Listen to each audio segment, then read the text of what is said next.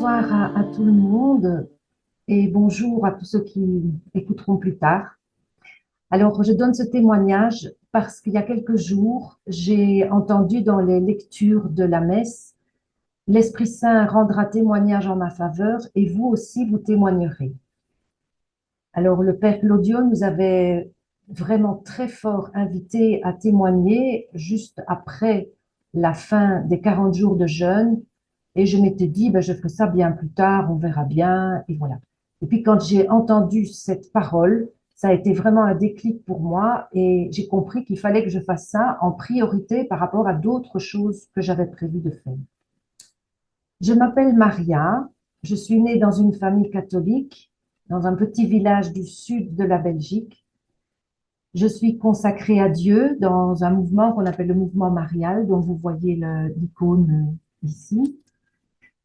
Euh, j'ai un papa qui a 98 ans, que vous connaissez certaines, avec qui je vis, et j'ai une sœur missionnaire en Lettonie.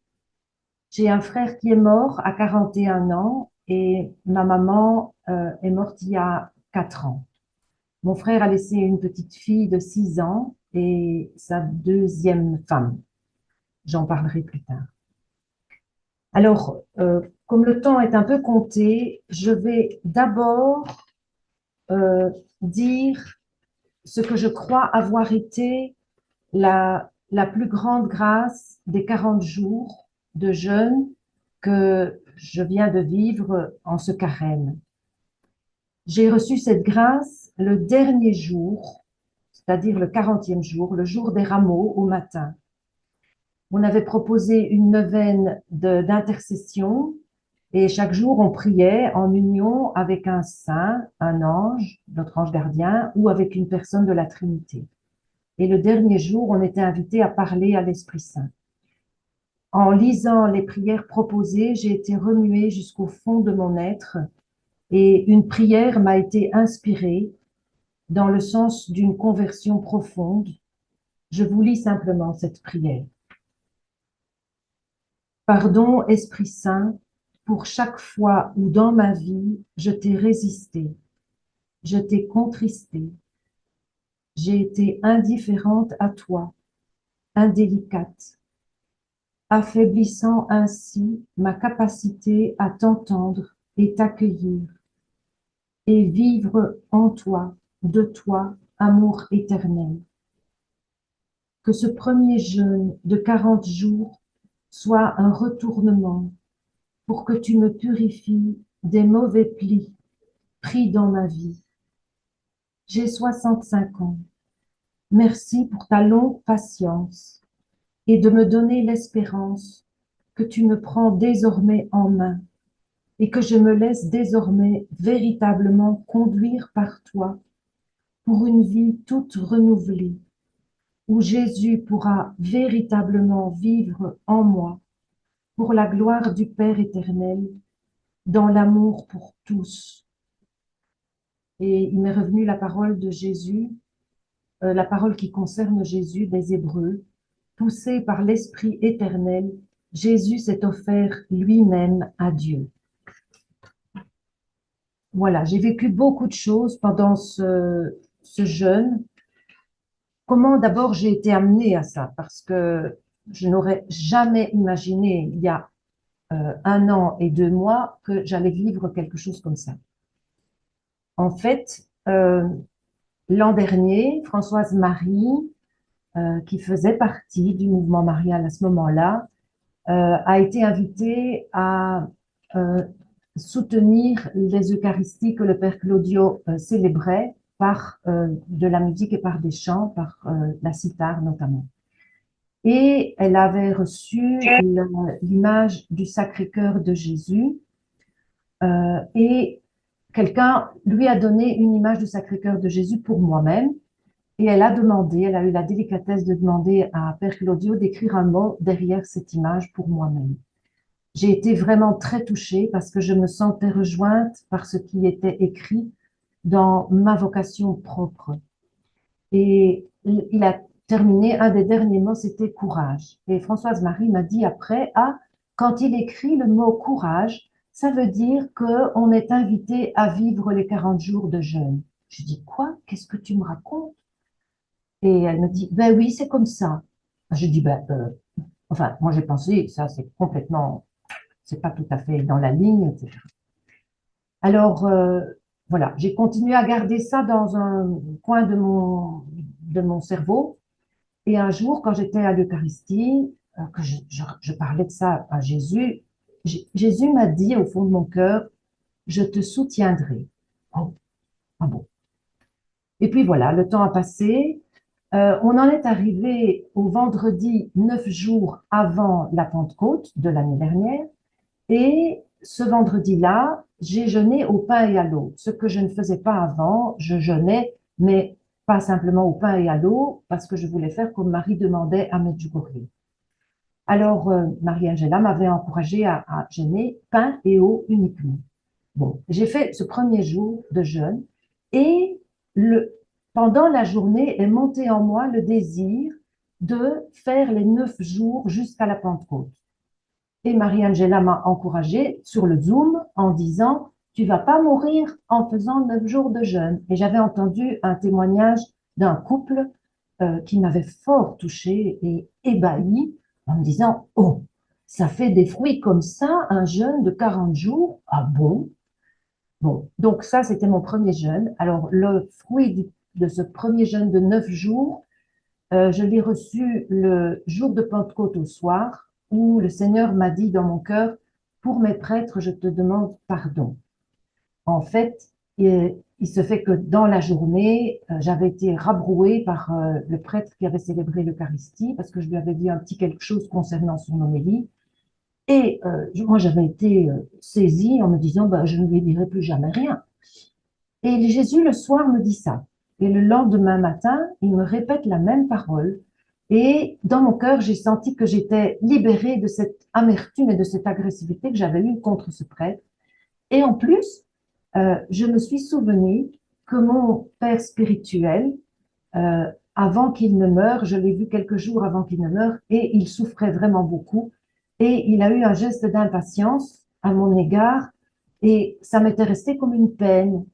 Et Jésus m'a redit, pour mes prêtres, je te demande pardon. Et à ce moment-là, j'ai vraiment senti que le Père Jean, il s'appelait Jean, me prenait spirituellement dans les bras et m'entourait vraiment. Et toute la peine que j'avais gardée de cette dernière rencontre avec lui a été totalement chassée. Alors déjà, je remerciais beaucoup le Seigneur pour ces deux grâces que j'avais reçues, parce que j'aime beaucoup les prêtres en général et je prie pour eux. Alors, le deuxième jeûne de 9 jours, c'était pendant une retraite que Françoise Marie et moi avons faite au mois de juillet l'an dernier. Et à la fin, de nouveau, c'était à la fin de la retraite, la nuit qui a suivi, le Seigneur m'a parlé dans mon cœur en me confirmant dans ma vocation. Et puis, j'ai fait un troisième jeûne de 9 jours pendant l'Avent, juste avant l'Immaculée Conception. Euh, voilà, et là, j'avais vraiment prié pour la relation entre ma nièce, donc la fille de mon frère, et sa maman, parce que c'était une relation qui était vraiment très, très douloureuse et très, très difficile. Voilà, ça, c'était les 3 premiers jeûnes de 9 jours. Et puis, j'ai demandé à Jésus, mais pour l'avant, j'avais déjà demandé, est-ce que tu me demandes ça à moi maintenant? Et le Seigneur m'a dit, je ne te demande pas cela, pas maintenant. Bon. Alors, comme le carême allait arriver, j'ai reposé la question au Seigneur. Est-ce que maintenant, Seigneur, tu me demandes? Parce que dans ma vie, il y avait quelque chose qui avait changé. J'avais quitté l'école. J'étais pensionnée depuis le 1er janvier et je vivais maintenant pratiquement tout le temps, sauf un jour par semaine, chez mon papa à Sucy, dans le petit village du fond de la Belgique. Alors, le Seigneur m'a dit, j'ai eu une image quand j'ai demandé au Seigneur, est-ce que maintenant tu me demandes? Et donc, j'ai eu l'image euh, de la barque dans laquelle se trouvaient Pierre et les apôtres. Et moi, j'étais dans cette barque. Et Jésus avait dit à Pierre, viens, pour marcher sur l'eau. Et Jésus me disait à moi, viens. Parce que pour moi, faire 40 jours de jeûne au pain et à l'eau, c'était vraiment marcher sur l'eau. Et puis, j'ai dit, ah, bon.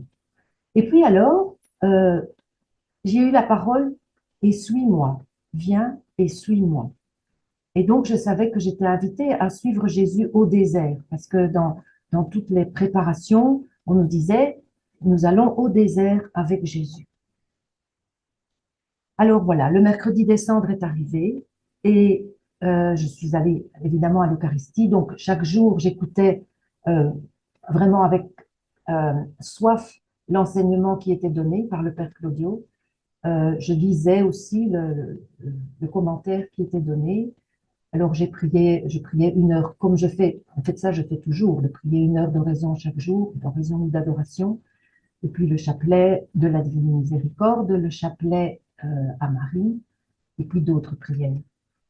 Et le mercredi des cendres à la communion, m'est revenue une parole qui me fascine, une parole de Jésus qui me fascine. C'est Jésus qui dit à ses apôtres, à ses disciples, j'ai à manger une nourriture que vous ne connaissez pas. Parce que les disciples lui disaient, mais Seigneur, mange, après qu'il avait parlé avec la femme samaritaine. J'ai à manger une nourriture que vous ne connaissez pas. Alors les disciples se sont dit, mais peut-être que quelqu'un lui a apporté à manger. Et Jésus dit, ma nourriture, c'est de faire la volonté de celui qui m'a envoyé et d'accomplir son œuvre. Alors cette parole me fascine parce que Jésus, il n'est pas nourri d'abord par une nourriture matérielle, mais ce qui le nourrit, donc ce qui le fait vivre, c'est ma nourriture, c'est de faire la volonté de celui qui m'a envoyé. Cette parole reste pour moi mystérieuse, voilà, mais je la reçois. Et je l'ai reçue plusieurs fois pendant les 40 jours de jeûne. Alors, le vendredi qui a suivi le mercredi des cendres, il y avait réunion Zoom, comme maintenant, et le père Gérard devait venir, mais il n'a pas pu venir dans ce Zoom. Et, par surprise, le père Claudio, lui, est venu. Et quelqu'un a posé une question au père Claudio, euh, après qu'il avait fait un petit enseignement, et lui a dit, mais voilà, quand moi je jeûne, la difficulté, c'est que je maigris vite. Je, je me suis pesée, donc je maigris d'1 kilo, puis encore d'1 kilo les 2 jours après, puis encore d'1 kilo. Alors le père Claudio, il a dit, ah mais moi, quand je jeûne, je me pèse jamais. Alors moi, ça a été une libération parce que bon, je ne suis pas très, ceux qui me connaissent, je ne suis pas très forte et je pèse pas très tellement, mais j'avais déjà maigri de 4 kilos avec les 3 jeûnes de 9 jours que j'avais fait. Donc j'en avais parlé à Marie-Angela qui m'avait dit, bon, c'est quand même beaucoup. Et donc, comme le père Claudio avait dit, moi je me pèse jamais, je me suis dit, Seigneur, ça maintenant c'est ton affaire, je ne m'occupe plus du tout de ça. Et je dois dire que j'ai pas été malade, oh, j'ai pas été malade du tout. Euh, ça n'a pas été très dur de jeûner. Je mangeais le pain, je buvais l'eau.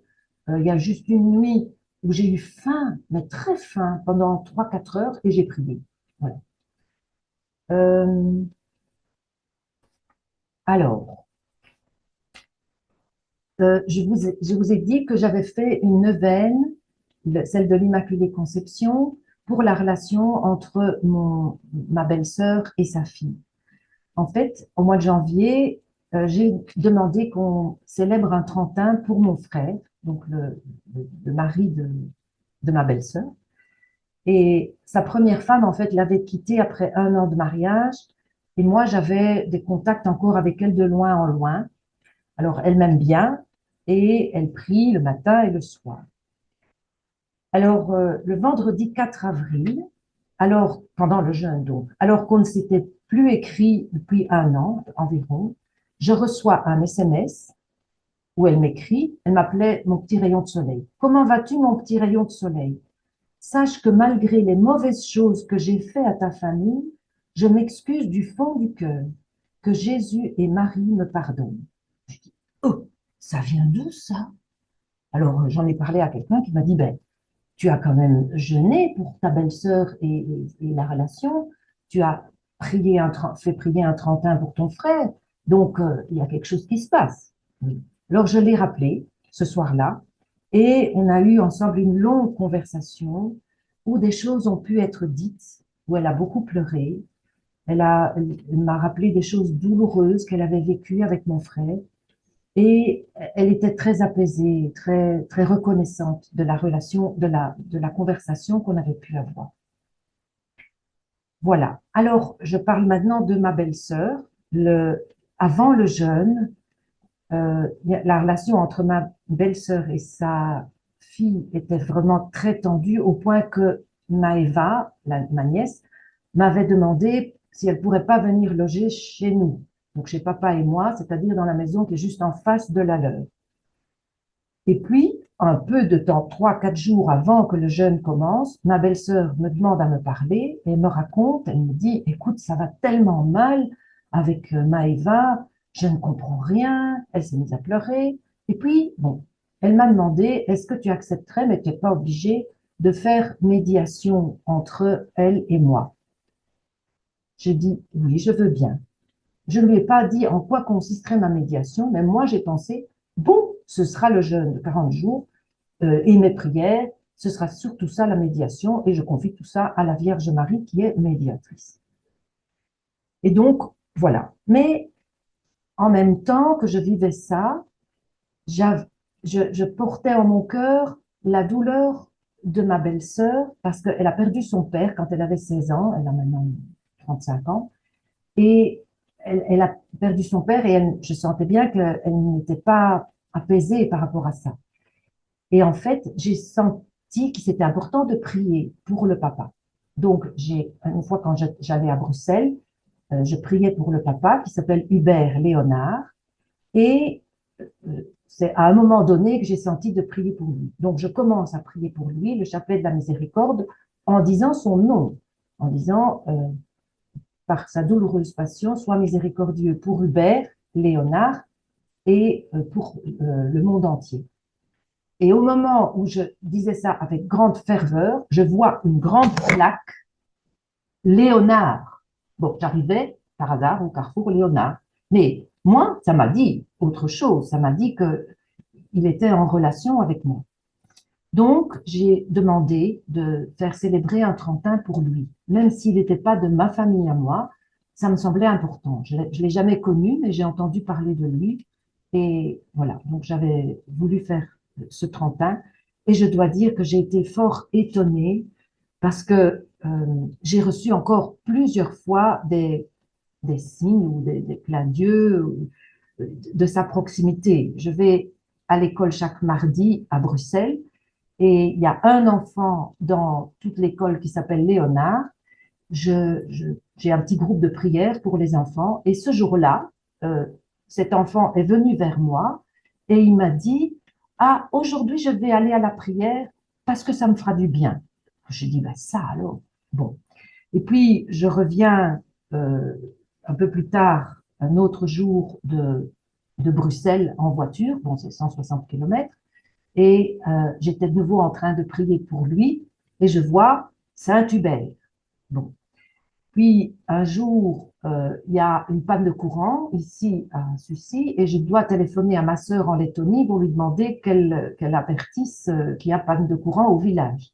Et pendant que je cherche à téléphoner à ma sœur, arrive sous mes yeux un SMS que j'avais envoyé à ma sœur le 3 novembre 2020. Je ne sais pas pourquoi ce SMS est venu là, à ce moment-là. Et c'était en fait le 3 novembre est la fête de Saint-Hubert et j'avais dit à ma sœur, écoute, ce serait bien que tu souhaites bonne fête de Saint-Hubert à Sophie, ma belle-sœur. Voilà. Et puis, 2 jours après la fin du 31, je suis un peu longue pour parler de ces choses-là, mais je pense que ça peut encourager beaucoup à faire prier pour les âmes et qu'il y a des choses qui se passent. Et 2 jours après la fin du 31, je vais à l'Eucharistie un lundi matin, à 12 kilomètres de la maison, et je me trouve bloquée derrière un bus, un car jaune, avec des grosses lettres vertes, et c'était écrit derrière Léonard. Donc, quand même, ça fait beaucoup. Voilà. Je vois que j'arrive presque à la fin du temps. Alors, je vais résumer très fort encore quelques petites choses que j'aime partager. 3 choses que j'ai vécues comme un fruit du jeûne et des enseignements. Un, c'est d'aller visiter une personne malade. J'allais faire des courses dans une petite ville à côté et j'avais le choix soit d'aller au home, soit d'aller faire les courses dans un autre magasin. Et j'ai pensé, mais c'est pas vraiment nécessaire. Je vais aller visiter cette dame. Mon papa est venu avec et elle a été tellement contente, tellement reconnaissante. Et nous autres, ça nous a donné beaucoup de joie.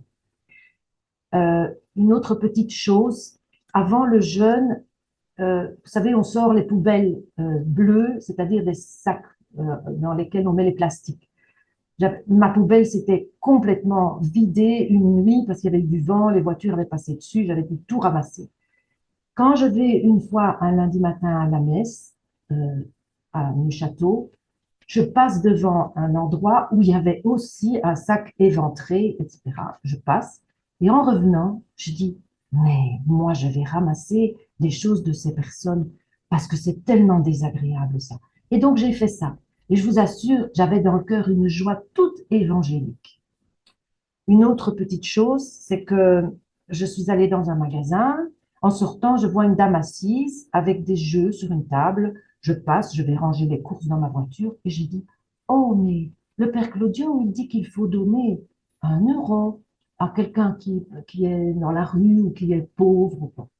Alors je dis, je retourne sur mes pas et je vais et je parle avec la dame qui me dit que c'est pour aider pour un enfant malade.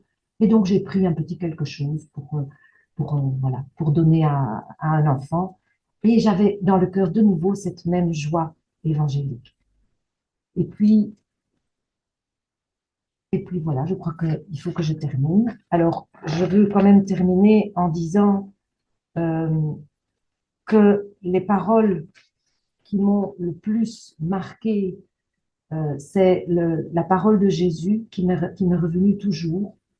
J'ai à manger une nourriture que vous ne connaissez pas. Je pense que les fruits du jeûne, c'est aussi la patience, la science de la paix, dit le Père Claudio, fruit du jeûne. Et je sens bien que j'ai grandi en patience dans toutes les petites choses de la vie concrète, de la vie quotidienne, aussi dans les soins avec papa. Euh, j'ai le désir de vivre davantage selon l'inspiration de l'esprit, ça c'est ce que j'ai dit tout au début, et j'ai le désir de vivre dans le détachement pour être plus à Jésus, parce que j'ai reçu plusieurs fois la parole, va, vends ce que tu as, donne-le aux pauvres et suis-moi. Et enfin voilà, j'ai perçu que le Seigneur m'invitait à faire célébrer des trentains pour beaucoup de membres de ma famille et d'utiliser l'argent qui m'a été donné, qui est un peu en économie comme ça, pour cette affaire-là. Alors voilà, j'aime dire en terminant ma grande reconnaissance pour le Seigneur qui a invité le Père Claudio à faire cette retraite de 40 jours, qui a invité tellement d'autres à la faire aussi. Merci pour les enseignements qu'il a donnés sur la constance persévérante et sur la réparation en particulier. Merci pour l'accompagnement de Marie-Angela. Merci pour la prière des membres de la mission Roua. Et voilà, je ne peux dire que tellement reconnaissance et aussi à Françoise Marie qui m'a invitée pour ce jeûne. Voilà, que le Seigneur vous bénisse tous et merci d'avoir pu être unis dans la prière et le jeûne. C'est une grande force que je n'imaginais pas.